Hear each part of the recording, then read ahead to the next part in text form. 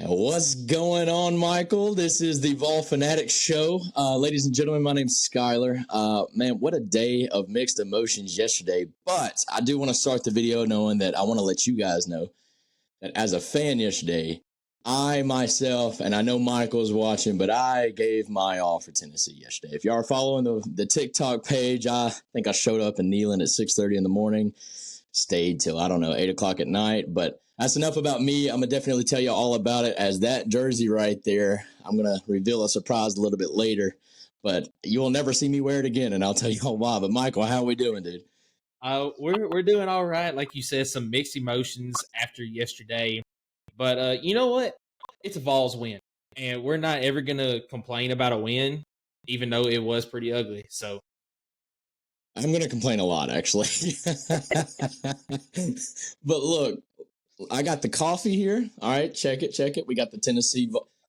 Okay, I got the water here, and then I've also got some cough drops here. If y'all can't tell, man, I'm gassed from yesterday. I ain't got a voice at all, but we're gonna push through. We're gonna make this a great show, and I want to go ahead and throw out the shout outs if you don't mind. I've got a shout out. I got a shout out Jackie Patterson at the Chamber, Anderson County Chamber of Commerce. Jackie Patton, and she is one of the ladies there at the chamber that has been at every networking event. I kid you not. She makes sure to tell me and tell everybody there about the show. And we raffled a car the other day, and I picked up like 10 subscribers at that one event alone. So, but Michael, you got anybody you want to shout out? I do. First off, I do want to shout out every single person that subscribed to the YouTube channel this past week. That's right. 60. Yeah, we jumped up 60 subscribers from last week. But a special shout out that I have, you and I both know him, Bill Jennings. I was at Walmart in Pulaski earlier this week. He saw me from across the store right there. We were in the produce section. He just pointed at me. I walked over there to talk to him. He said, "Just want to let you know, I watch you and Skylar every single week." He said, "Y'all do a fantastic job." And we stood there talking football for probably 20 minutes, man. So shout out to Bill Jennings. I know he's going to be watching this week too. And let's get into some Tennessee football, man. Let's do it, man. I'm going to throw out a sideways shout out, but it's because he really wanted to talk to me about it. Trent Payne, man, he messages me all the time on Facebook, but he was like, "I'm looking forward to the show today because I want to hear what y'all guys got to say." But look, Tennessee playing at home, checkered Neyland. It was absolutely beautiful. You know, another shout out. I know we only do like one. We're not supposed to do anymore, but Texas A&M Aggie fans, bro, they traveled so well yesterday. They had the goal of messing up the checkered Neyland. I forgive them for that because we won. But, dude, it was kind of scary. Like when we got into our seats and you could see them sprinkled in everywhere. And then they had the lower bowl section. They had the upper bowl section. I don't know if they really showed off the upper bowl on TV as much. You kind of see it from the zoomed out angle, but it was kind of scary, especially for the first half. I mean, there was nothing to really cheer about. Aggie fans were loud in Neyland, and it was kind of like it was scaring. I know everybody in the stands up until a big special teams play, but let's jump right into it, man. 20-13 win, a big win, a win that I thought we would pull out because I knew Mike Johnson would make some mistakes, which he did in the fourth quarter. But something I didn't really take into consideration, even though we talk about it, is Joe Milton. The guy is who he is, and we say it every week. I just didn't think it'd be that bad. I forgave him for so long because, he wasn't making those big mistakes as far as turning the ball over. Here lately, he's not making the big plays and he's turning the ball over. I've got nothing left to forgive him on or to keep taking his side on. But nonetheless, the running game came through. The defense carried. It was a berry day. And we got the win. What do you think? I will say this about Joe Milton, and no excuses. Yesterday he didn't look very good. I mean, his final stats, he had a 50% completion rating. He was 11 of 22 for 100 yards, 1 touchdown and 1 pick. But also, he wasn't getting help from his receivers yesterday. And I know that the passes weren't fantastic. There was some that was thrown behind, a little bit overthrown, something like that. But Skylar, what is the number one thing that you are taught as a wide receiver? Hands on the ball, you got to catch it. Exactly. Ramel Keaton dropped a wide open touchdown pass, and I texted you right after because Got bailed out. It was a roughing the passer penalty too, and I said he just got bailed out big time for that. And you got a big point there. You got a big point there, but you know, in the moment, I was pissed off because I didn't. In the moment, being there, I didn't think it was a roughing the passer call. But watching the replay, you see how egregious he literally slapped Joe Milton's helmet. Right. And that was granted. So that was warranted. But at the end of the day, you could have declined that penalty if he catches the ball and runs for another 20 yards for a touchdown, which would have been a massive play, by the way. Yeah, I mean, especially when you look at how the rest of the game played out, that would have been a huge play going forward. But I mean, you know, one thing I was happy to see Joe Milton in the second half, and it was almost too little too late. He finally got into the running game. He finally started keeping some of those reads because A&M was starting to key on the running backs a little bit more, and he got some much-needed yards that opened up the running game more when it started to shut down a little bit in the second half. So I'll say that much. You know, like you said, he is what he is at this point. We've been saying it for the last few weeks. Running game was huge yesterday. Jalen Wright is an absolute dude, and I'm so happy he plays for Tennessee. But I also feel bad because if he was to play for anybody else, dude would win the Maxwell Award this year. But because he shares it with two other guys that are really good, he's not going to win that award, but he's still going to have 1,000 yards rushing this year. I'm calling it right now. Jalen Wright, man, he's a dog. I was very surprised to see how successful the run game was when A&M even knew like we were running the ball. Like there was no surprise to it. There was no, I don't know. Like one thing that kind of ticks me off about the offense a little bit. I promise I'm proud of the win. Don't get me wrong, but it seems like when we make a big play or get a long run, we run up to the line, right? Which is great. You got to get that play off. But then it's like everybody in the freaking nation knows there's going to be another run play. Yes, you're going to run the ball immediately after that. Exactly. Like if for some reason we don't go back to pack or for first down and 10 when you're trying to move the chains or whatever, and you don't throw the ball. Like one thing that was kind of wild to see is the fact that we never really threw it sideline to sideline yesterday. Maybe twice, 3 times, but how many times you see 3rd and 15, 3rd and 20, and we run it for like 12 to 20 yards? I mean, on 3rd down. I mean, that's something that I guess it's understandable because the defense just has to think that you're throwing the ball. But when you can't trust your quarterback because he can't read a safety, you got to run the ball. Yeah, because that interception that he threw, it was just a matter of he didn't read the safety correctly, and he once again he underthrew the ball.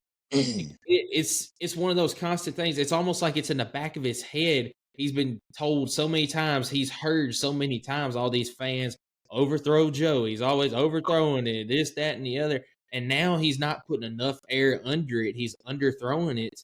And you see the interception against South Carolina, whenever he threw it downfield to Jacob Warren, was underthrown. Yep. The interception that he threw yesterday against Texas A&M, underthrown. The other one in the South Carolina game, it was just, he didn't see the other safety. But we knew it was going to come back to bite him eventually, and it has the last couple of weeks in underthrowing the ball. But one thing I would like to see a little bit more of, and maybe Josh Heupel and Joey Halzle just aren't comfortable with it. Can we see a few more slants or like underneath routes? I feel like we're either you don't throw it behind him.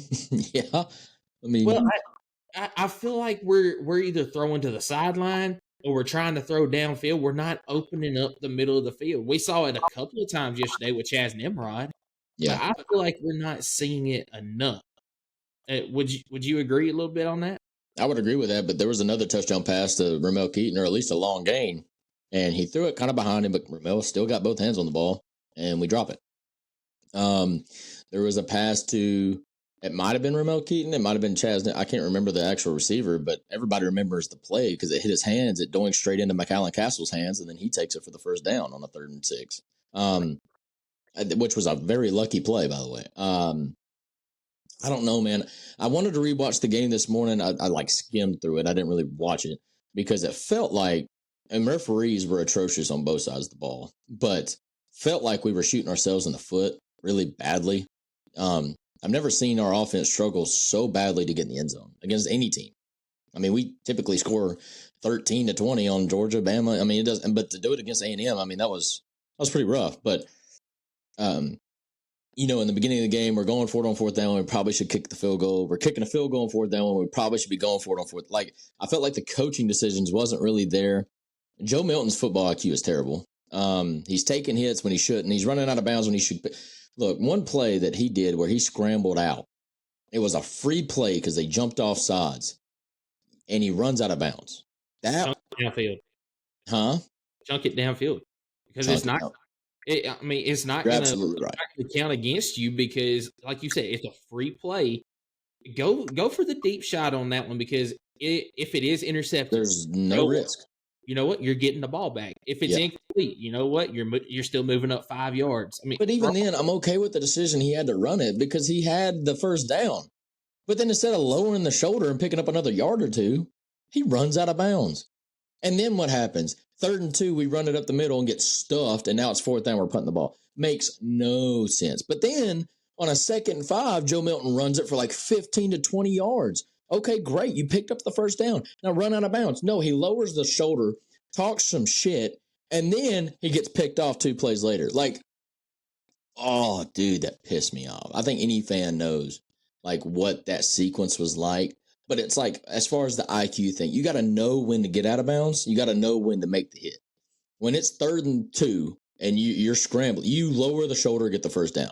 When you've got the first down by 20 yards, get out of bounds and save your body. Like, there's a big difference in the type of situations there that he's got to be smarter at.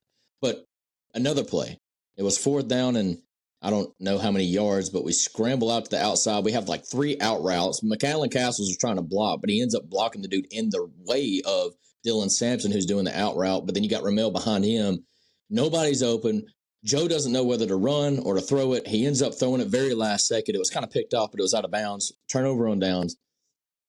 Very indecisive. When the play is not there for Joe and it's not called on, he's not making the play. He's not doing something off script. And it's nothing new. We've seen this all year, but luckily the defense is like 98 and actually winning us games. And at some point, Joe is going to cost us a game. It may be next week. Don't take it too far with the defense thing being like 98 because this is not the 98 defense. But is it not? Is it not? No, it is not the 98 defense. Oh, you're right. You're right. But it was very good game though. Like they had a. It was very good, and I see your comparison there. But please don't compare this in the 98 defense. When's the last time a defense from Tennessee won games, bro? 98. All right. I'll go back to the Eric Ainge days, back around 05, 06.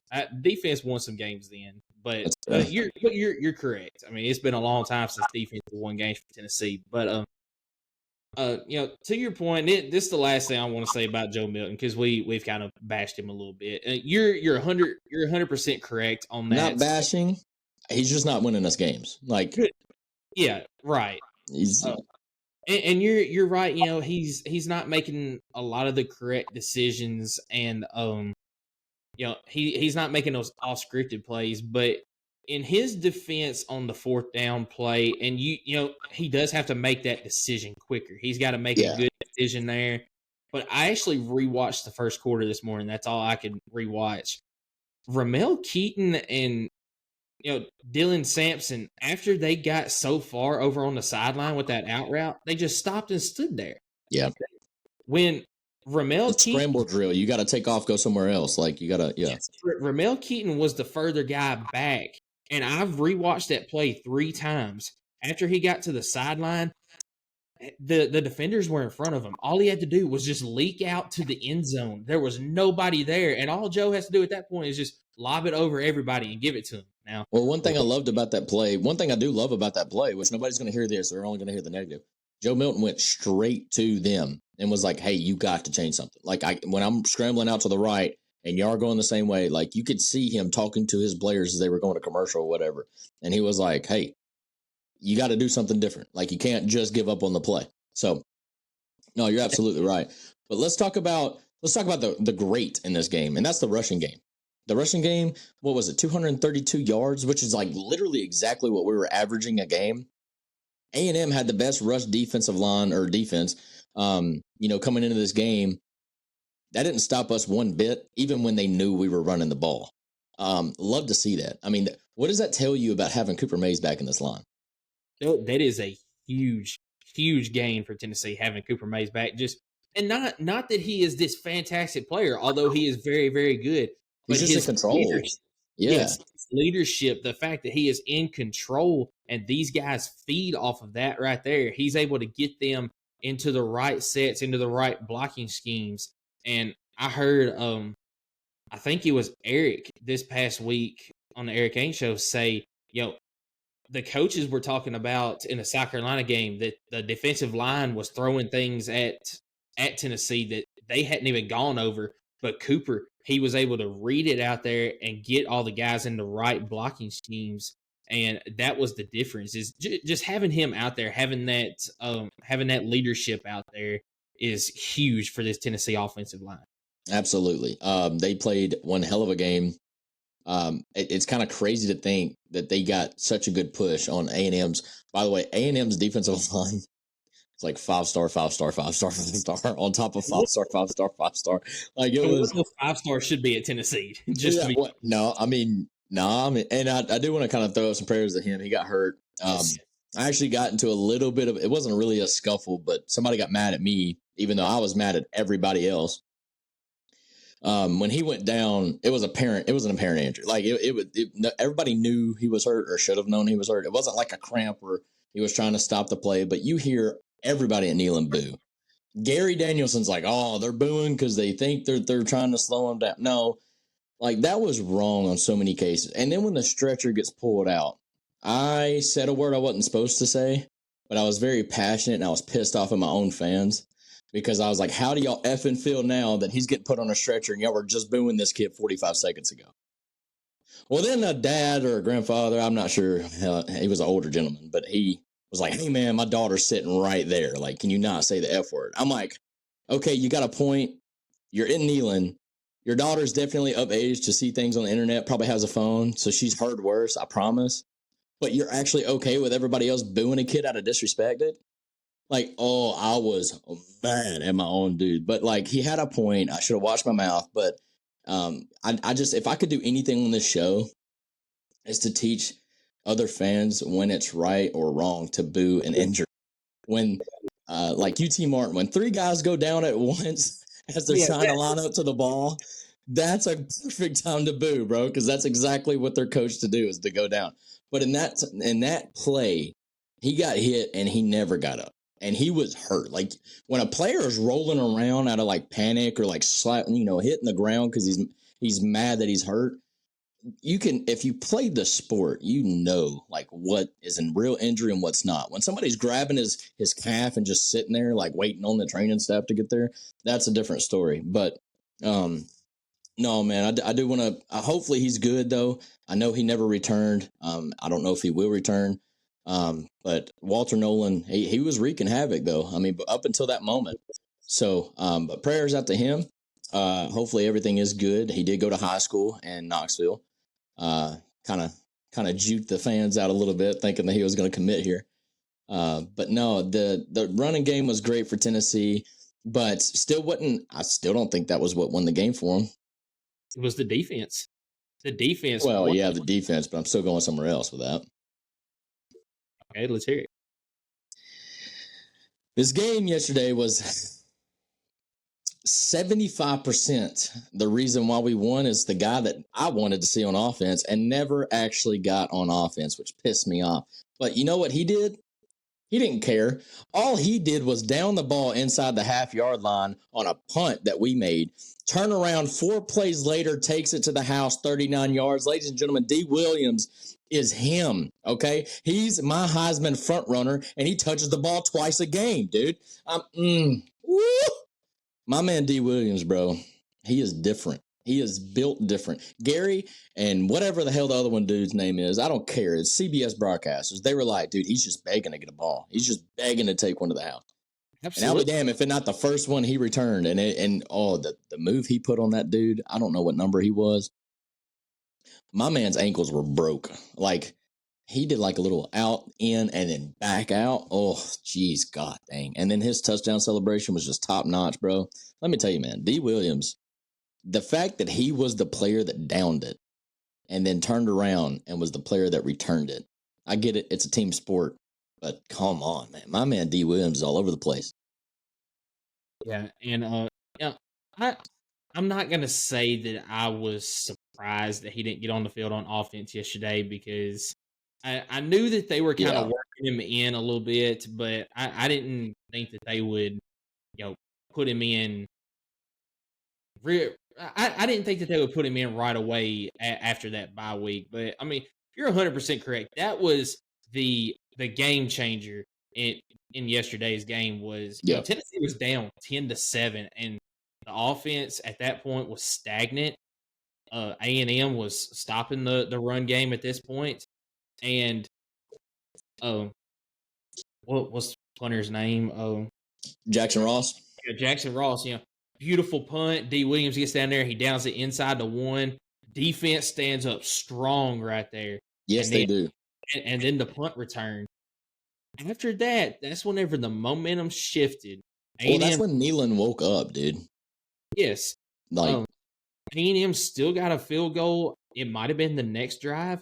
Yeah. But they never really got anything going after that. And that's whenever I get to Joe Milton at this point on offense. He finally started keeping it some on the read options. And that's when the offense woke back up and they ended up getting another score later. But you're 100% correct. That was the game changer yesterday was D. Williams.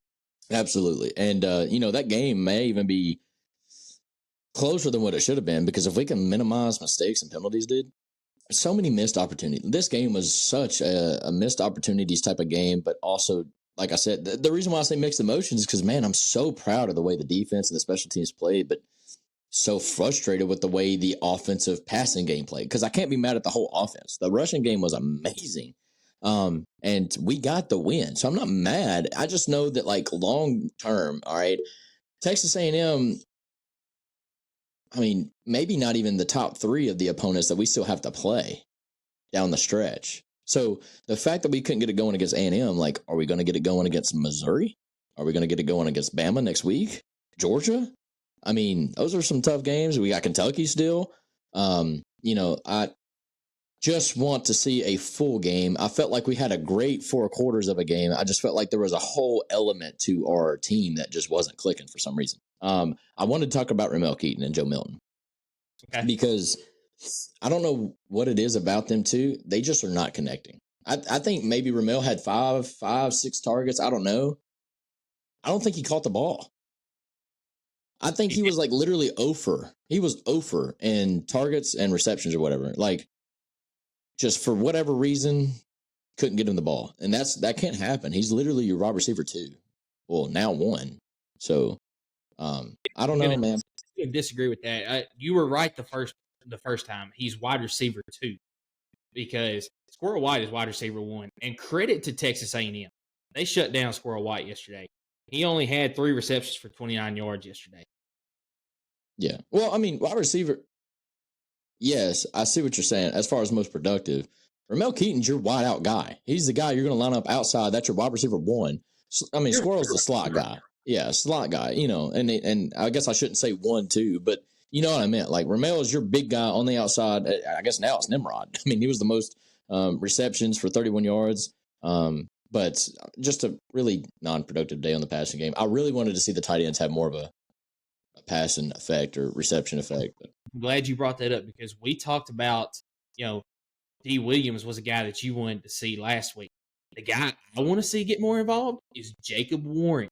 Because, and I could be wrong on this stat, but other than the interception in the South Carolina game, I think every single attempt that has been thrown to Jacob Warren, he has come a catch. Yeah. In a catch. So, and him and Squirrel are your 2 most reliable receivers, and you're not getting him the ball. Yep. On the same note there with the wide receivers, what about Dante Thornton? Did he even play yesterday? Who? Dante Thornton. Who? I mean, He No, was man. He was on the field. He definitely played. I just, who? I don't know who that guy is. to my knowledge, That he was was supposed to be our deep threat guy. That was supposed to be the dude that was the Jalen Hyatt of the offense that could break away, and we've not seen it, dude. It's crazy. But now I will say this: I was there at the game. There was some deep shots that were open or not the deep shots that were open, but the deep shots took the safety and the underneath guy, and then there was a crossing route that we're talking about needs to get going. It would be wide open, but Joe's not. He doesn't care about the short stuff. It's like he's wanting to hit the deep stuff, And either way, it's not a big deal. I kind of want to talk about the A&M side of the ball. yes. Max Johnson took a beating, but man, he showed a lot of toughness. Fourth quarter, you're asking a lot of him to stay in the pocket when he knows he's about to get killed. His offensive line false started about 17 times, but it never got called, but it's okay. But they jumped so early because they knew they were getting beat up front. We did force him into mistakes as we needed to. But as much as we're harping on Joe Milton for going 50%, Max Johnson only went 16 to 34. He did have 223 yards, but he never threw a touchdown pass. In fact, he threw 2 interceptions. So we shut down their running game. I think total rushing yards, we might have had them below 50. 54 is what I have. Okay, 54. I was trying to do on-the-spot math because it's counting in the sack yardage, which I don't like, but it's counting in the sack yardage, so I knew we had them pretty low. But, dude, that's a win. That's such a big win, which our run defense has always been good. It gets overshadowed a lot. But the fact that we were able to shut that down, our secondary played good enough. They were out of position a couple times, but, overall, one thing that stood out to me is tackling. We struggled tackling last week more than anything. And this week, we didn't. I mean, Aaron Beasley made a tackle. It was like a 1st and 5, but it was like an out route. And he held on to his feet, but got him down. And that's something that we've not been able to do in the open field is bring down a guy or stop him. And that was really good to see. But I know I said I want to talk about A&M, then I somehow flipped it back to Tennessee. But what do you need to see from A&M down the road? Because I don't think they're a bad team, man. They got a great defense. But what is lacking there for Jimbo is he's now 0-8 in true road games. What's got to change for him? They're 4-3 now, 2-2 in the SEC. What do you think? You got to get the running game going better. Yeah, I know. Credit to Tennessee. Their defensive front, they did a really, really good job of stuffing the run game yesterday. But they've got to get it going a little bit more. They had 28 rushing attempts yesterday and 34 passing attempts. And I know that seems balanced on paper, but when you actually watch the game, the amount of times that A&M dropped back and tried to pass it instead of trying to get that running game going a little bit more, it was a little bit disturbing to see, especially when you've got talent like you do in the backfield. Like Le'Veon Moss, he's a really, really good running back, but he's being underutilized in my opinion. So yeah. I think you got to work on that. And, once again, credit Tennessee's front, but the offensive line for A&M is not doing a great job. We talked last week in the A&M Alabama game. I asked you the question. 5 sacks? Yeah. Yeah, I asked you the question. Is the offensive line for both teams that bad, or is the defensive front for both teams that good? And we said that the defensive fronts were that good, but we don't think the offensive lines are that bad. Is A&M's offensive line that bad? No, because now you're implying that our defensive line is not good, and I disagree with that. I think our defensive line is just as good as Bama's, as I said last week. I said I don't think they're maybe better than Bama, but I don't think they're worse. And I know that's kind of like a comp out explanation, but hell, the boys proved it yesterday. I mean, they were egregious up front, and to that point, I think A&M probably is a decent team. I mean, okay, I do want to point this out because I know it's going to be said. A&M was a good team last week because they hung with Bama. They turned the corner as far as what happened in Miami, which Gary Danielson, they played Miami, not Florida. You done. Sorry. He said it several times when I was replaying the game that he kept saying they lost to Florida. And I'm like, no, they didn't, dude. But the running game for A&M, I think, will come alive. I think the offense will. And I think A&M actually finishes the home stretch maybe better than what it feels like they're going to right now. But they've played back-to-back really good defensive games or teams. And I think it's just unfortunate for Jimbo. It all looks bad for him. But again, this is not something that we didn't predict. I mean, this is something that we kind of felt was going to happen. You predicted A&M to be really bad this year just because Jimbo's not proven it. And yet here he is, week 7 of the season, and he's still not really proven it. I mean, what I hate for A&M fans, because they're really nice fans, people. They're really nice people, most of them. They're in every game, almost like Arkansas, okay? And we'll talk about Arkansas later. Yeah. They're in every game, but dude, for whatever reason, they just can't finish it. And I think some of it too is Jimbo Fisher. You know, it could be. His whole career, in my opinion, is he is riding off of that national championship that he had at Florida State. Jameis Winston. Yes, I don't think built by Jameis Winston. Yeah, I think it was just the players he had around him that year. I don't think Jimbo is a great coach. He's riding off that 1 year that they won the national championship, and I think he's a big reason that A&M is not able to pull out some of these games. I got you. I know the game is played on the field, but also preparation is a big key in that. I don't know if he's getting it prepared the way that he needs to win these games. I got you. Well, dude, we spent 30 minutes on this recap, and I knew we were going to spend a lot of time on it, but do you mind if I spend like the next minute showing off how awesome of a morning that I had with SEC Nation and Eric Berry? Absolutely. The only other thing that I have to say you better hurry up, dude. I'm excited. Fantastic job of the defense yesterday. Absolutely. And special teams. Yes. And running game. And the fans, bro. The fans were crazy, bro. All right, look. Y'all got to see this, man. I'm really excited about it. I'm about to frame this stuff. Look, check it out.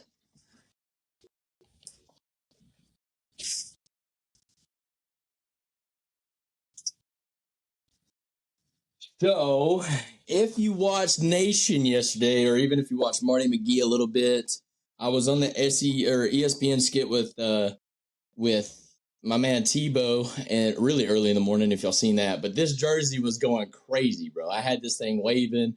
Michael texted me. He's like, bro, why didn't you freaking make a sign for the Vol Fanatics show, dude? Like, we could have gained like a million freaking subscribers. I'm like, bro, you lucky I just got up at 5 a.m. that morning. Like, I didn't have time to make a sign, dude. But while I was there, obviously the day was all about Eric Berry. He got inducted to the Hall of Fame. Shout out to Eric Berry, man. He's a really cool dude. Really cool dude. I got to stand like 2 feet away from him. And that probably gave it away. My man actually signed the jersey. And not only signed it, he actually wrote on there, "Go Vols." I know it's reversed for you guys, but very cool guy.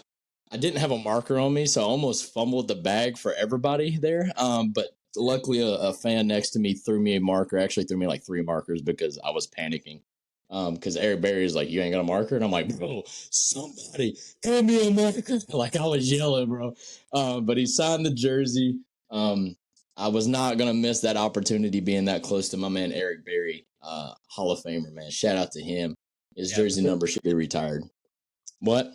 Yeah, very cool moment. Very cool moment. For anybody that goes to a game alone, if you want to get the full experience, and if a Nation or game day is there, man, get there early. It's so fun. If you follow my TikTok, I try to give you guys some behind-the-scenes footage. I was there at 6:45 in the morning. Absolutely nobody else was. I was kind of let down by that. But Vol Nation just had to get some sleep because they knew it was going to be a long day. But very, very cool moment. I'm going to be hanging that up for the show. It's going to be in the background somewhere. I don't know where. But we got some other games to talk about. Which one you want to go and hit first? Because it was kind of a shocking, but for the most part, expected day. All right.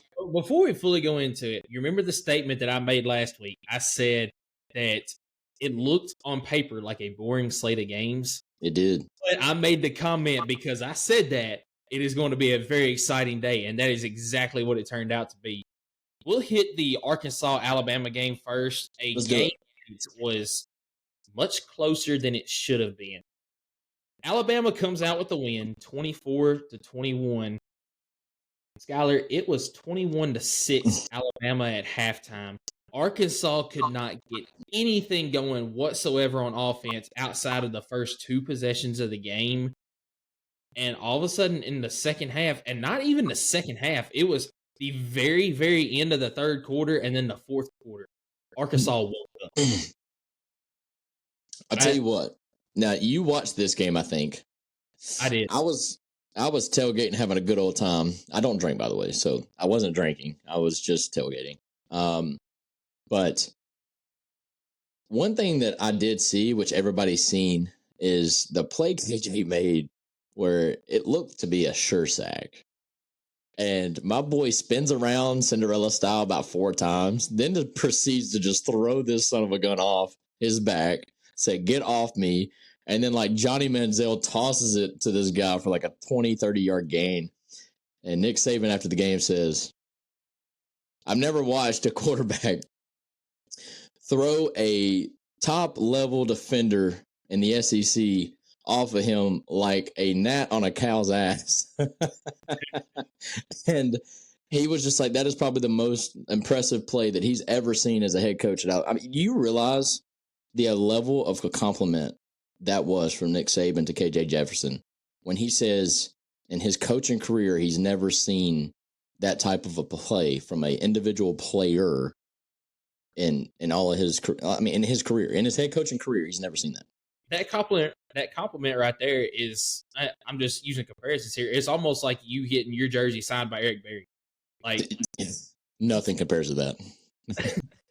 but you know, in comparison to KJ Jefferson getting that compliment from the greatest coach of all time, yeah, it's unbelievable. That is a fantastic moment there for KJ Jefferson. I know he would have rather gotten the win instead of just getting a compliment, but when you look at the stats right here, total yardage in the game, Alabama 415, Arkansas 250.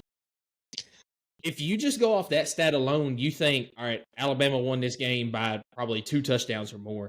But then you look at the score and it's 24-21. I mean, and it's not that Alabama, or it's not that Arkansas just all of a sudden stopped Alabama in the second half. Alabama was still moving the ball. They couldn't put the ball in the end zone. They scored 3 points in the second half. Arkansas, you know, you mentioned earlier this year that at the time, South Carolina was the best. I think, was it 2-3 or 2-2 team out there, something like that. Is Arkansas the best 2-5 team in the nation?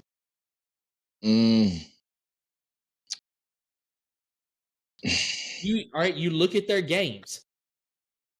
I mean, okay. No. This is actually very easy. Yes, because there's no other competitive team that's 2-5. Yeah, Arkansas could very easily right now be 6-1 because I think the way that the A&M game played out, A&M would have won the game regardless. But you look, their losses. BYU was a touchdown loss, and Arkansas had the ball going down the field looking to score. Yeah. LSU, you get beat by 3, I think. LSU kicked a field goal. They ended up winning it. Let's see. Oh, who's their other games? LSU. Well, yeah, LSU's the one I just talked about. Oh, I'm sorry, my bad. I was blanking. No, they've lost to LSU, Alabama, BYU. They've lost 2 other SEC games, probably Ole Miss and it's an East team, wasn't it? Possibly. Anyway, I'm not thinking of it. Missouri. They only got beat by a touchdown. Yeah. Now, Ole Miss played really bad that day, but Arkansas was in it right there at the very end. So, but the gist of what I'm saying here is that Arkansas has been in every single game and had a chance to win every single game except maybe the Texas A&M game. So they're 2-5 right now, but could very easily be 6-1. Well, and that's what I was telling you last week, man. They were 0-3 in the SEC, and I was like, wow, like who would have thought this type of start from Arkansas when they were 2-4, 0-3. They lost to BYU, which I think is going to haunt them for the rest of the season. But I did mention, I said, as long as they have KJ, they will be in every game. I don't know if they'll win every game, but I can promise you no Arkansas fan turned off this game until the game was over. Like that's the type of team you have this year where it's going to be a lot of missed opportunities. Look, you can say what you want about how they coulda, shoulda, woulda in this game. Alabama coulda, shoulda, woulda put up 52, but they stopped. They had 21 points in the first half. They could have easily, exploded for 30 more points in the second half. But let's talk statistics because I don't really know that much about football, but I do know that as much as I was bashing Joe Milton, I should probably be a little bit easier on him because you look at KJ, he was 14 of 24. Okay, so he's right over 50, almost 60% completion. Not a crazy day. They didn't really ask him to throw the ball that much. But then you look at Jalen Milroe, who was 10 of 21. He was less than 50%. But it looks so different, right? Because you got one quarterback that's throwing. He only had 10 completions, Michael, for 238 yards and 2 touchdowns. Literally, the thing is, Jalen Milroe is throwing downfield, and he is completing them downfield. 20%. Joe Milton is throwing downfield and not completing. Yeah, like 20% of Milroe's completions were touchdowns. Yes. I mean, that is so different. So, like, when you look at statistical categories, there's a big difference. You got one guy, like you mentioned, throwing for 50%, and it's just not productive. You got another guy throwing for 50%, and he's blowing up. Like, it's crazy. No, look, everything was pretty much working for Bama up until, like you mentioned, the end of the third quarter. I don't know what Arkansas did or how they did it because I didn't watch the game, but, I mean, they shut down Alabama in the second half when it seemed to me that everything was working for Bama. Now, I will say this. 80 yards of Milroe's is kind of – not that it's skewed because it definitely counts, but it was that one big blown misassignment on Arkansas's defense. What was it? Prentice. He hit him on a long reception for a touchdown, but he literally only had one more reception that game for like just over 10 yards. He didn't do anything else the rest of that game. Burton had only 2 receptions for 60 yards, big plays, a 44-yarder. Nyblack, is that a tight end? The Black? I don't know what his last name is, but he only had 2 receptions, but for 43 yards. Yeah, like there were so many big explosive plays. I mean, they had, I don't know, I'm counting like maybe 4 plays over 20 yards, passing plays over 20 yards. That's pretty good. I mean, that's the story of the game here and why Alabama got off to a big lead.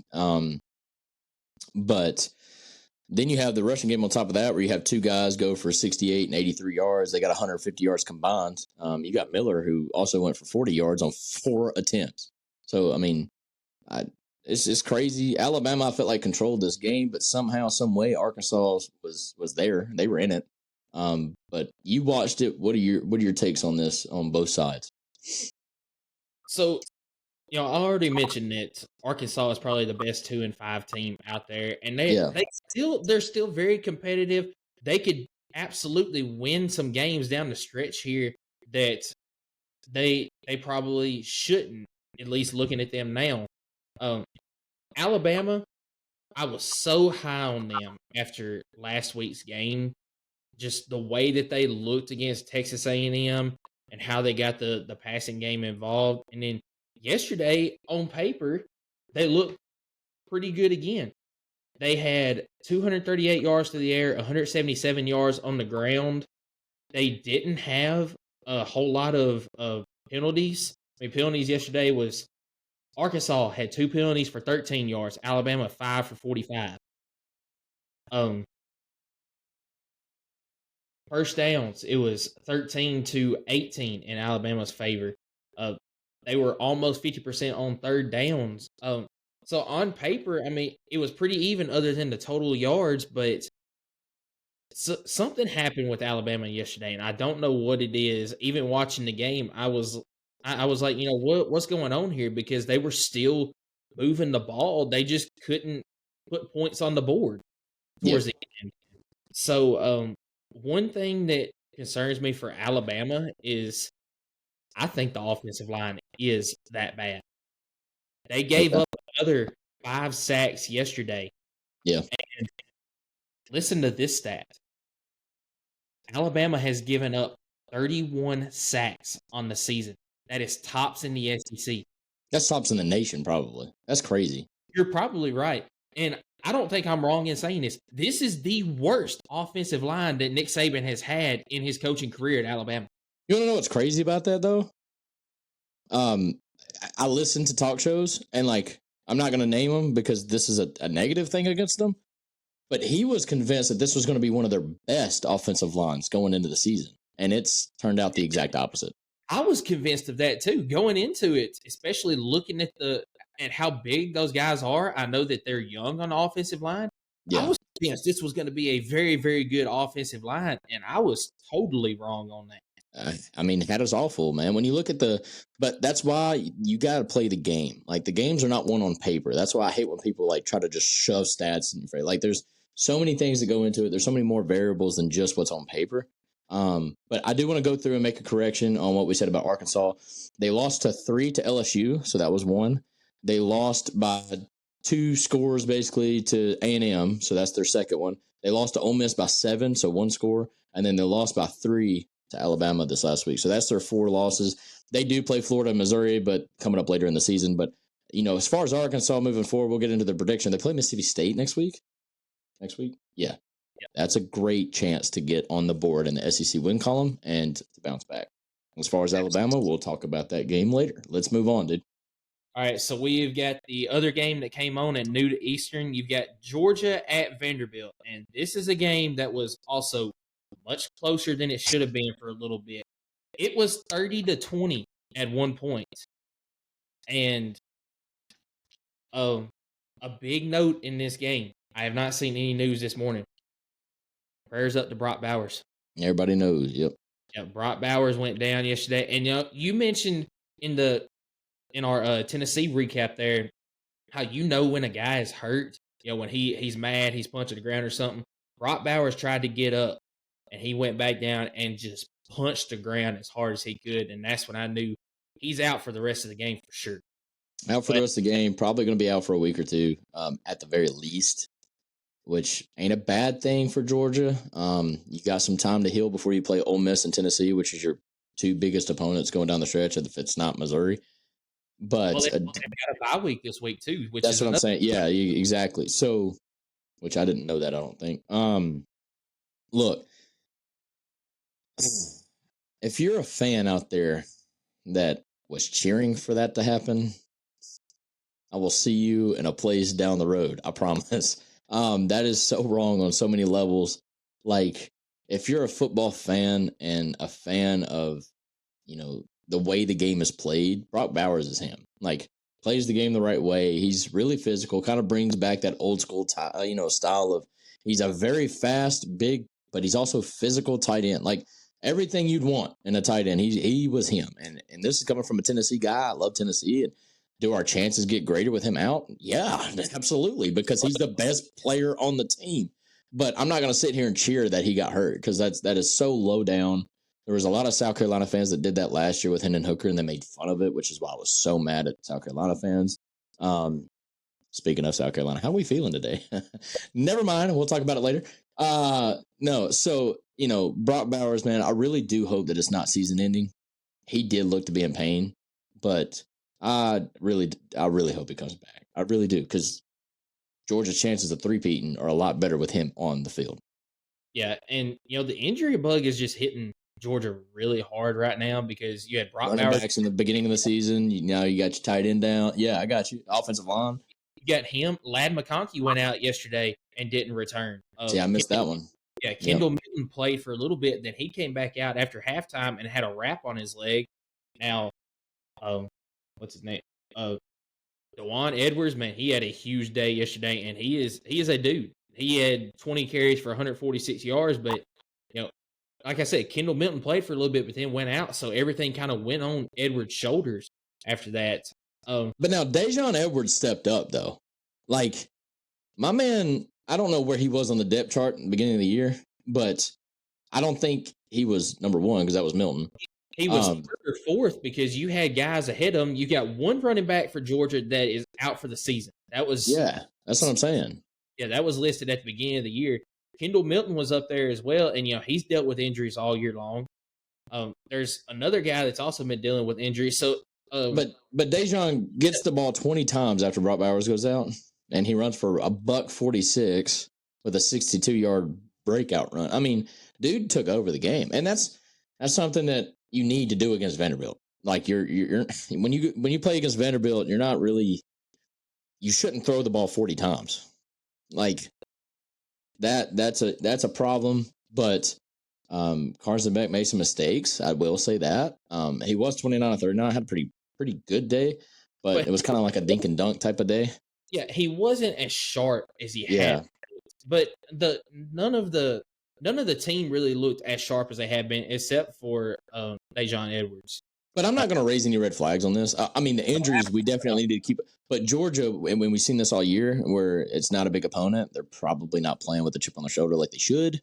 But this Georgia team, even with injuries, they play us tomorrow. If that were the case, I'm scared shitless. Like there's nothing about, I'm not going to sit here and be a casual and look at the final score and be like, oh, Georgia, Vanderbilt, 37-20, they couldn't cover. They're now 1-6 against the spread. Like, oh man, like, no, dude, I'm not even worried about it. I just hope that they can get healthy, use this bye to their advantage. It does come at a great time, and kind of Vanderbilt's Vanderbilt. I ain't really going to spend a lot of time on them. I do want to point credit out to them for fighting. I mean, absolutely. I do want to point out something that was put into the YouTube comments on our Georgia versus Kentucky prediction 2 weeks. That's my fault. No, it wasn't anything with you, but there was comments in there that Georgia is a passing team now. No, they are not. They are not. There is no team in the SEC that is pass first. Every one of these teams is either run first or balanced. Yesterday, Carson Beck threw 39 times. You had 39 rushing attempts. I guarantee if I went back and I looked at every single box score from this season, you would have right at the same amount of rushing attempts as you would passing attempts. It might vary just a little bit. There's probably games where rushing attempts is more than the passing attempts. People got a skewed look at Tennessee last year saying, well, they're a pass-first team. No, they're not. They used the run to set up the pass. The only reason you think they're a pass-first team is the explosive plays that Hendon Hooker had last year. There is no team in the SEC now that Mike Leach, rest in peace, is gone. That is the only offense in the SEC that was a pass first. You're not blame that on any type of media cover, like SEC Now or whatever. When they show highlights of a game, what do they show? Those big passing plays. They don't show those 15-yard runs up the middle that pick up a first down or anything like that. So when you, and I won't even really call them a casual, but just somebody that may not be a fan of a team that doesn't watch their games, every year. That, yeah, Tennessee, they're a big, explosive, fast passing offense. But yeah, as you mentioned, like that's far from the truth. And I'll take that even a step forward, further. If you're Georgia, you don't want to brag about being a passing first team. Like that's not something to brag about. That's not, I mean, like you want the running game to be there to open up the pass game. Like that's how it works. But credit to Beck, he's making it work regardless, which the running game worked yesterday, but it's Vanderbilt. It is what it is, dude. It's Florida, South Carolina, which I want to talk about this one a lot because this kind of was the pin, like this, we both picked South Carolina. And we were feeling good about that pick. Yep. And then, like, something happened. Not sure what, but I was home and I'm like, wait a minute. How did this happen? But either way, Florida gets a massive win on the road in Columbia, South Carolina. 41-39. Graham Mertz does what Graham Mertz has been doing. And I've kind of, guess I need to shut my damn mouth. But he was accurate. He was 423 yards in the air. Like, dude had a game. And Florida came back and got a big win. They did. The question I have for you is Graham Mertz, was this his coming out party yesterday, or was he taking advantage of a bad defense? Because my opinion on it, he's good. He is good. He has been nothing but very, very good for Florida this year. He has done what they have needed him to do. But 423 yards and 3 touchdowns, I think that was him taking advantage of a bad defense because South Carolina has a bad defense. We have touched that many times. Yeah. I mean, credit to him. He threw the ball 48 times yesterday, but he did what he needed to do yesterday, and he showed out. But I don't think it's coming out. Yeah, I think it's a mixture of both. He actually had over 48 attempts because he got sacked a couple times, I think. think it's a mixture of both. But I will say this: Graham Mertz is doing exactly what they're asking him to do. Like, which is a credit to him. When you have 30 completions, it's kind of hard to think that you would have anything less than 300 yards. So, but he had 423, so credit to him. But no, South Carolina's defense is bad. Like, and we knew that. But I thought them playing at home, I thought Spencer Rattler having a decent game, which he had a decent game. He was 23 or 30 for 313, 4 touchdowns, and an interception. But Graham Mertz took care of the ball. I didn't watch the game, so I'm not going to act like that I did. I'm not going to say one thing or the other, but I did feel like South Carolina overall had the better team. I just don't know what happened. Like, what was the swing? Did you watch it? Like, was there a swing in the fourth quarter? Like, what the hell happened to make this happen? Because I thought South Carolina was winning by 2 scores, and I'm like, hey, we picked that one right. Like, I watched the game. Or I went back and watched it last night after the Tennessee game, and South Carolina did have it in hand, but it was because South Carolina got a stop in there and was able to go up 2 scores. And when that happened, Florida came right back down, cut it to 1 score. Then they got the stop that they needed, and they went right back down the field and scored again to go up. And South Carolina got the ball. I think it was a minute left in the game.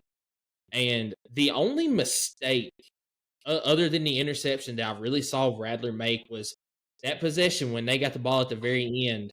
They had 3 timeouts, and the very first play of that last drive, he sat back in the pocket. He's looking. He's got great protection from his offensive line, which is very strange for South Carolina offensive line. That is kind of strange. They must have only been rushing like 3. They did drop back a bunch, but he sat back there and wasted, I promise you, 13 seconds on the clock before he finally rolled out and then threw it out of bounds. Yeah. So that was a mistake. And then it was either the next play or 2 plays later that he throws the interception downfield. I think he was hit as he threw it, which has something to do with it. But that was the turning point as Florida got the stop that they needed and then went right back down the field and they scored again. But this was big play after big play on both sides. There was a lot of big passing plays down the field. That's what I was just about to say, man. I didn't watch the game, but I'm looking at the play-by-play. I'm really mad I didn't watch this game. This looked to be a very fun back and forth game the entire way. I guess for some whatever reason, because I was seeing, at Neyland they had that band around the stadium and they were showing the scores. I guess the one time I looked up at the game, it was 27-37. And I'm like, all right, that, and it was, I believe, the fourth quarter. Yeah, it was the fourth quarter. So I'm like, all right, that's a win. And I didn't even think about it. And then I looked at the final score late last night, 41-39. That's a great comeback win for Florida, though.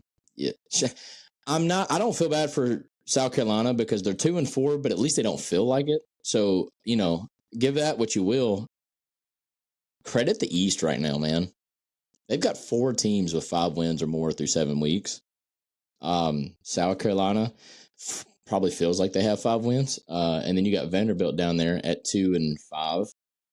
0 and whatever in the SEC. But the East is looking and shaping up to be very, very competitive for the 2, 3, 4, and 5 spots of the East. That is, it's crazy to think, but you got Missouri. We'll talk about that game in a little bit, but it's wild. Florida is having a bounce back season that I did not think was going to happen.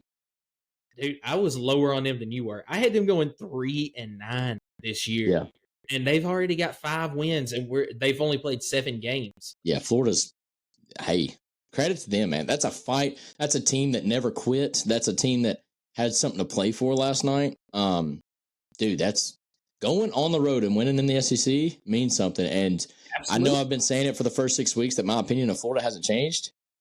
Changed a little bit last night. That was big time. And I know South Carolina's not good, but they feel like they're good. So it's a big win. Yeah, it changed a little bit for me too last night, but I want to throw up this comment that we had in our Florida South Carolina prediction video. I'm not gonna. I don't call out names on this, but the comment was, "How's that statement taste now?" Both of us picked South Carolina in the game. I'm gonna go ahead and tell you, we're not going to go back and we're not going to change our statements. What we said is No. what we said. We're going to own that. Both of us were wrong about that game, but we were right about how the game was going to go. We both said this was going to be an ugly game. It was going to be a lot of offense in the game. We were just wrong about which team pulled it out. But I'm not even mad at the pick, dude. It was the home team. They lost by 2 points. Like, it's a great game by Florida. I'd rather be wrong and like the other team actually prove me wrong or whatever. But like, I don't feel like that necessarily happened. I just think South Carolina choked. Like, I don't know. I don't know. They were winning by 10 in the fourth quarter. Like, I'm okay with our pick there. Like, if I'm going to lose a close game, if I rode with the home team, I mean, look, it's a prediction. You're not going to bat 1,000, dude. That's what I had somebody on my TikTok say, oh, y'all just chose all the favorites this week. And I'm like, if South Carolina and Kentucky are both the favorites, there's something seriously wrong. Because, I mean, they shouldn't be. But they were favorites by like 2.5, 3 points because they were the home team. So they were truly pick'em games. But and if you look at our record overall this year, because I'll throw it out here right now, I'm sitting at 58-10 on the year. I've only missed 10 games. You're sitting at 61-15. You've only missed 15 games. Hey, we don't talk about the misses. We don't talk about the misses. Take it back. But look, in this instance right here, let's take away your 8 points right there on the upset. Better not. No, look, you're 53-15. That is still a great record on the year. So people say that we might be picking the favorites. We're accurate though. Yeah. I mean, the record's skewed in a way because the first 4 weeks were just a bunch of cupcake games for most of the teams. But regardless, I mean, our record speaks for itself. But I'm not going to go on a rant and say that we're right all the time. I'm not mad at the South Carolina pick. Anybody watching that game knows that any team could have won that game the whole way. Like, I ain't really worried about it. We said that in the video. We said either team could win, but ultimately it came down to us picking the home field advantage. That's right. We just happen to be wrong. We're not going to go back and say, we made the wrong pick there. No, we're going to own up to it, and we're going to say, hey, we were wrong. Let's move on. Yeah, no, the real men in society wait till the outcome is finished and then come back in the comment section and talk crap. Yeah, that's the world we live in, dude. Let's talk really quickly. I don't want to spend a lot of time on this, even though it's 2 SEC teams, but it was ugly. And that's Auburn, LSU, and Baton Rouge at night, dude. We knew this. It was going to be a bloodbath. Everything was lining up to be one. Jaden Daniels is that dude, in which we said that over and over and over again. But one thing I didn't see happening, and it did, is Jaden Daniels found his third wideout weapon in Lacey. And brother had a game. 4 receptions for 111 yards and a touchdown. He was the deep threat all night. You have Malik Neighbors. He had 6. I mean, he was still the wideout number 1 per se. But them focusing so hard on Neighbors allowed Lacey to have such a big day. And was a very fun game I kind of like caught the highlights. Again, didn't really watch the game because it was such a blowout that I decided to watch Missouri, Kentucky until I decided to just go to bed at that point because that game wasn't really much to watch. But, overall, the running game was there. Daniels had, again, almost 100 yards running and only threw the ball for 325 for 3 touchdowns. Like, it's just a game by day. Jaden Daniels, is his Heisman campaign like starting to kick up? I mean, he's Williams threw 3 interceptions in 1 half last night. So, I mean. Yeah, Jaden Daniels is my Heisman favorite right now. Okay. But, and I don't have the list pulled up, but they showed a list of, I think it was Mel Kiper's top quarterbacks for the draft this year. If I was to ask you where you think Jaden Daniels is on that list, where would you say? 4th. He's 9th. Oh, shoot. Okay. Yeah, he's an SEC diss. He's dissing the SEC. I don't remember 4 through 8, but the top 3 names on there is Caleb Williams, Drake May, Shadir Sanders. Yeah, Shadir Sanders should not be up there. No, he's a good player. He's a good player, but at the end of the day, like kind of like Spencer Rattler, Shadir Sanders are kind of like they got great athletic ability. They make great plays. They've carried their team to a win sometime. which for Spencer's only been twice. But they just don't have the tools around them to be on a good team to allow them to be up there for that conversation. Caleb Williams, I think, dropped pretty heavily. Michael Penix Jr. and Bo Nix are probably up there somewhere. They probably are. I don't have the list pulled up right now, but they did show that last night. He is 9th on the list. That's crazy. Hey, you know what? I don't care about Mel Kiper. That's why I started talking on my own. But that game in and of itself was not good for Auburn. Very big for LSU, but not really surprising for either one of us. But the game that was a little shocking was how Missouri handled Kentucky and Lexington, dude. 38-21 in a game where Missouri was in the hole after the first quarter, 14-0. This was another game, just like Tennessee, where special teams is what turned it around. That's exactly right. Whole 14-0, and I thought, man, Kentucky is about to do to Missouri what they did to Florida, because that big blue wall was absolutely dominating in that first quarter. The run game was going. Then Missouri, after they went 3-and-out on their first possession, they might have gone 3-and-out on their second possession. I can't remember off the top of my head, but they go to punt the ball on their third possession after being down 14-0. Punter Luke Bayer throws a 39-yard bomb down the field for a touchdown, and from there, it was all Missouri. They outscored Kentucky 38-7 to close out the game. It was a game that Missouri did exactly what they needed to, but on paper, other than that play on special teams and then the penalty margin right there, it was pretty much even. Here, the game was won and lost on that special teams play and then penalties and turnovers. Kentucky had 14 penalties for 122 yards at home. You would expect those stats if you were on the road, but they were at home. And then they also had 3 turnovers compared to Missouri's 1. It was 2 interceptions thrown by Devin Leary, and then a fumble was lost. I think it was by Devin Leary as well.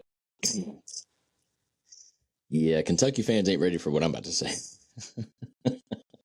Because you know what I think's cute, and I'm a call a shot. I know we talk about all the SEC, but I don't even care. But don't you just love how Kentucky tried to do their own little version of the dark mode and the blackout, and they tried to make it a nightmare in Lexington? And yeah, in order to do that, you got to blow out your opponent there, Kentucky. In fact, you got blown out in your own home. That was embarrassing.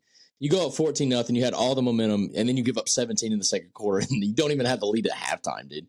All the momentum changed on that fake punt, which I don't even think was a great play, but what the hell is the defender doing there? I think he was in full-on block mode, had no idea what was going on.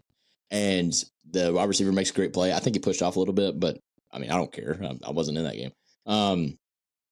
No, it's actually funny because Devin Leary, Brady Cook only had 167 throwing yards or passing yards. But you know what Brady Cook didn't do often? He had 1 interception. He didn't turn the ball over other than that. He had 1 interception. Devin Leary just was not making good throws. He threw several. The second interception is in desperation mode, just trying to get a first down. I get it. But even that throw was so inaccurate. He threw it so far behind in the back. They showed a replay of the game. The camera was behind Devin Leary to where you could see the wide receiver and who he's trying to get the ball to. If he throws it where he needs to throw it, it may actually be a completion. But he threw it so far behind the receiver, they do literally fall as trying to reach back for it, which then literally gives the defender a chance to pick it off because he's playing inside leverage. It was a really bad throw by Devin Leary, which it's kind of been the same story. Look, one thing I'm not liking this year from the SEC, man, is the quarterback rooms are kind of top heavy and very, very bottom heavy. I don't know how to explain that. You got really good quarterbacks, top 3, 4, and you got really mid to average quarterbacks the rest of the way through. You know what I mean? I was going to say, I don't know if it's so much bottom heavy. It's just you got a couple that are really, really top tier, and then everybody else is just average. Yeah, it's not even there's, I don't know, those guys don't take over the game the way Jaden Daniels does, the way Jalen Miro can, but even he's mid. But even AJ Swan and Ken Seals at Vanderbilt, they're not just bad quarterbacks. No, not at all. They're not good. Yeah, and I guess that's the way I should have said it. Is they're just not great. Like, but Devin either Leary, way, Devin Leary is one of those guys that he had so much hype. That's what I'm saying, though. Like, he was so blown out of proportion. I mean, people can say the same thing about Joe Milton, and I'm okay with that. Like, Joe Milton, I thought was going to be that dude, and he's just not been. But that's the point I'm trying to make, is how many of these quarterbacks we thought were going to be amazing, and then you got guys like Brady Cook, who actually is, and nobody talked about in the offseason. But you got Devin Leary, Joe Milton, those guys that were talked up to be great and just not really panning out whatsoever. KJ Jefferson is not playing great. I don't know how to explain KJ, because statistical wise, he's not been great. But when you watch the game, he's carrying the team. Like, if it wasn't for him, then they wouldn't have what little success that they've had this year. And another name on that list is Spencer Rattler. If it wasn't for Spencer Rattler, then South Carolina would not have won a single game this year. Yeah, I agree wholeheartedly with that statement. Another name that you want to add to it is Will Rogers. I mean, he's doing okay statistically, maybe not great, but like, he's in an offense now that's completely changed, and they're terrible. Like, it's not even good. And you thought Will Rogers would be top 5 in the SEC. There's other names I know I'm missing, but just those are the ones right off the bat. Carson Beck's having actually a pretty decent season. I wouldn't say he's taken over, but he did for the Kentucky game. But no, man, that's pretty much the gist that I wanted to talk about in the recap. I know I don't know ball, and I hear it every day in the comments, but we're just dudes trying to be fans and enjoy the game. This was a long recap video, but I wanted to talk about the boys a little bit longer than normal. If we didn't do that, then it'd have been a shorter show. But I also wanted to show off the jersey, because I thought that was a pretty cool experience. We've had a lot to talk about today, and if you've made it this far in the video, take a look at our prediction video, because we've already put out the announcement on YouTube, but we've got a big announcement that we also want to put onto the podcast, and we will do that at the beginning of the prediction video. So if you have made it this far, please check out that announcement. Yeah, man. Check out the announcement. It's some big news. We're going to keep the prediction show a little bit shorter today, because this one went a little bit longer. But very excited. Yeah, and if you made it this far, you're invested, and we appreciate you. If you haven't done so, we're up to 96 subscribers. Let's try to bust through 100 this week. We could probably do it by the end of the day today as the videos get uploaded. But y'all, we really greatly appreciate the feedback that we've been getting, good and bad, and that's okay, because we're new. We're just fans. I get it. We're wearing our Tennessee stuff because we're prideful, and we did get a big win over A&M. But look for the narrative. Last thing I kind of want to say about that game, look for the narrative of A&M to be, because when they hung with Bama, they were a good team. They turned the corner from what happened at Miami. Look for the narrative about A&M to be, oh, they're trash, they can't get it done, Jimbo sucks, because we beat them. All right? That tends to happen on teams, because South Carolina was good and competitive when they lost a close one to Georgia. But when we beat them, they were just South Carolina. So look for that narrative. I promise you it's going to happen, but that's okay. All we got to do is keep winning, and we control our own destiny. Go Big Orange, dude. Absolutely. So, guys, check out our prediction video, and we will see you on that one.